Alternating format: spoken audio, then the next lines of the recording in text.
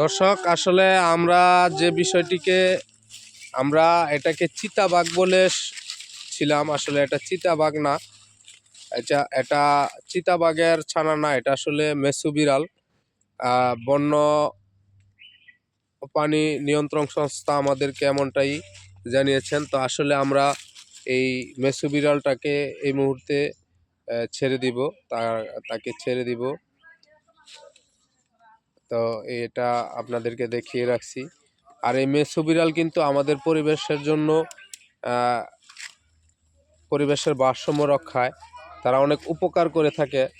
এ নিয়েও আমরা একটি ভিডিও তৈরি করব। এটা এই মুহূর্তে আমরা ছেড়ে দিচ্ছি। আসলে গ্রাম এলাকায় কিন্তু একটা রব উঠেছে যে আসলে এটা চিতাবাঘের ছানা। তো আমরা বন্য প্রাণী অধিদপ্তরের কর্মকর্তাদের সাথে যতটুকু বুঝতে পেরেছি, জানতে পেরেছি যে আসলে এটা মেসু বিড়াল।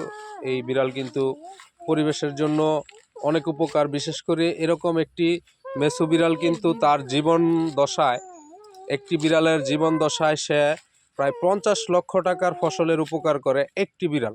তো আমরা কিন্তু অনেক সময় ভুল বুঝে কিন্তু এই বিড়ালগুলো আমরা মেরে ফেলি কিংবা তাদেরকে আমরা প্রাণনাশ করি। তো এই থেকে আমরা বিরত থাকব।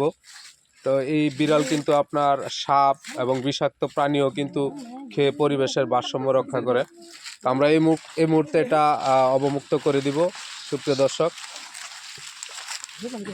যা যা যা যা যা যা যা যা যা